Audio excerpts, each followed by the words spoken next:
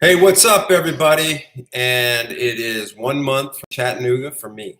Um, I always tell people that it's important to comment in training peaks, not necessarily for me as the coach, but for you as the athlete to kind of understand your journey. So I'm going to keep doing these. I'm going to try to keep doing these on the daily. I'll try to keep them short. But I want to do it for me as well as for you, and hopefully you can get, because I know a lot of you have races coming up over the next month or so, or a few weeks, and a lot of you are getting in the thick of things as far as Ironman. And I know Coach did a Zoom yesterday on taper. So I'm going to kind of do this today a little bit on. I've got 2 weeks until my taper. So what am I going to be doing? Obviously, it's a peak time for me. I'm just, as I said many times, I'm just trying to stay in the ballpark. That's where I've been trying to be. But now I'm really trying to dial things in here as we go, and get in some really solid work, some focus work, but mainly just to sort of focus on building my confidence and staying healthy and building energy and just getting some stuff on my legs. And we have to keep in mind I'm really trying to keep in mind the accumulated fatigue that I'm building on my legs, because this weekend I went on and did a 4-hour ride, and I think I usually go by effort, but it was like I think I pushed it a little too hard. Even though it felt good at the time. It was raining out on the bike and for most of it, and it was hot out and humid, and I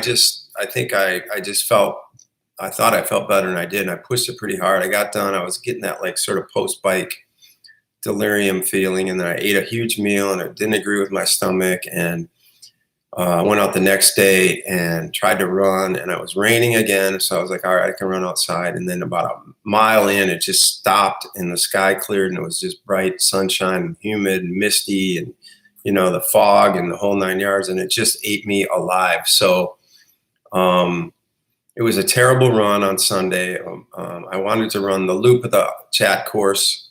I got about 7 miles in, and I had the option of going over to Barton and running up the big hills and doing that part of the course, or just cruising back to the car. And that's exactly what I did. I went back to the car because I knew that running anymore was just going to bury me. So I called it a day, and I immediately got home, and what kind of popped to me was this idea that I don't think we hydrate enough. I think most people are dehydrated. I think triathletes are probably chronically dehydrated, and me included. And I drink a lot of coffee and stuff like that. And then we think about gels and goos and all this kind of stuff, but we don't get enough water in us. So after that run on Sunday, I just drank a lot of water, and it kind of like brought me back a little bit. And then yesterday or Monday, I went out after that terrible run and did a 45-minute treadmill. It felt excellent. Did the so it's just this thing about bouncing back is kind of weird, and how we kind of can bounce back, and from day to day, and how one workout can be terrible, and the next day it just feels awful at start, and then you just start feeling good. So that's what happened to me.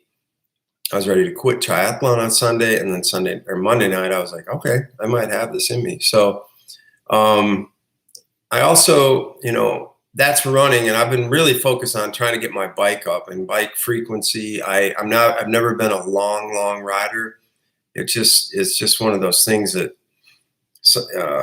I don't have the patience for. But I've been trying to do more and more frequent 2 to 4 hour rides, and I trust that process as well. As long as I'm getting the overall volume and building up the leg fatigue and riding on leg fatigue, and then running on it. So I've been riding a lot, and my second thing is swimming, because I tried this race 7 years ago, and I banked on the downstream current. The flow wasn't good that day, and I was treading water 500 yards from the finish line, and I was like, I don't know if I can get there. So I want to take that out of the equation. So my plan is to really swim a lot. And for me, that might mean almost daily from now until the race. And it's going to be, I'm still working on my shoulder. Isn't great. It's starting to hurt a little bit, but it's manageable, and I can deal with it. I'm hoping to swim through that. and hoping that like getting into good swim shape will maybe take care of the problems, because it's probably been really inactive and who knows what's going on with that. But so that's the plan. I'm going to keep swimming hard. And so I just want to tell that little story about Sunday when I was running. Towards the end of that run is when I ran up Battery Hill, which is coming out of the Greenway here in Chattanooga. It's the first hill that kind of signifies the hills are coming.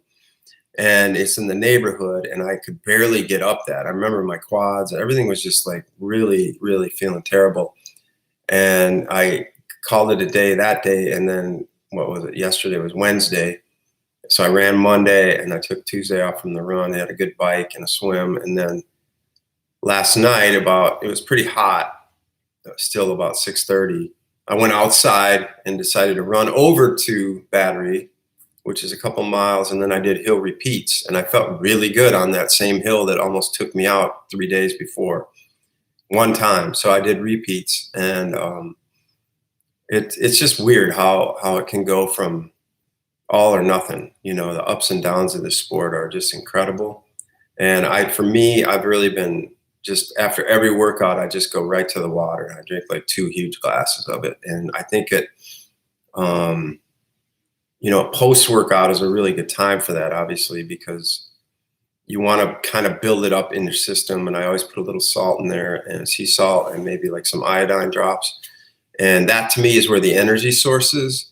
And I think we forget that. I think we're kind of always like leaning on that garbage that we put in our body, the sugars and stuff like that. And I think that while we need that, I think it's just that I think we underestimate the hydration part of it, just the plain water element a lot.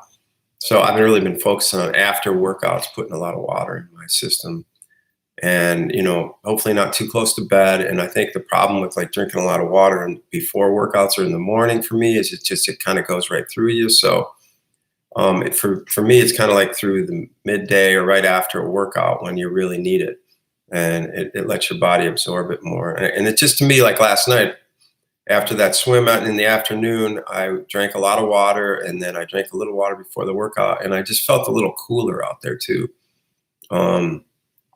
If you're not hydrated, you're going to get hot. And I think that that's one thing I want to say is like, I was talking to my mom about, everybody's talking about how hot it is, and it definitely is. But I keep thinking,